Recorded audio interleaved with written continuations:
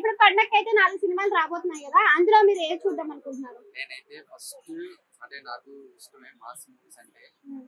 Mahesh Babu cinema చూడాలనుకుంటాను. కానీ మన హనుమంతుడి సినిమా అండ్ తేజ సజ్జ నాకు తెలిసి ఫస్ట్ టైం పాన్ ఇండియా లెవెల్లో సినిమా చేయబోతున్నారు. అండ్ ఒక డివోషనల్ మూవీ కాబట్టి ఫస్ట్ అది చూద్దాం అనుకున్నాను. దాని నెక్స్ట్ మహేష్ బాబు సినిమా చూద్దాం అనుకుంటున్నాను. కానీ సంక్రాంతి అనేది ఏంటంటే అంతా ఫ్యామిలీ ఆడియన్స్ మొత్తం అందరూ కలిసి థియేటర్ అనేది వెళ్తారు.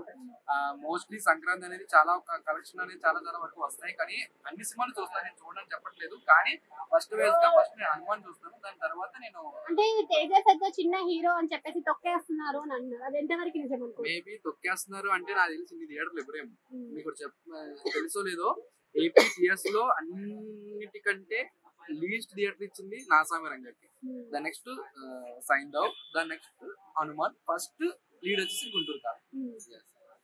తేజ సజ్జ అయితే ప్రశాంత్ వర్మ ఎవరైతే డైరెక్టర్ ఉన్నారో లాస్ట్ టైం తీసిన జోనర్ వేరే జోంబరెడ్డి, సో ఇప్పుడు ఫుల్ ఆఫ్ గ్రాఫిక్స్ లో తీసుకుంటున్నారు.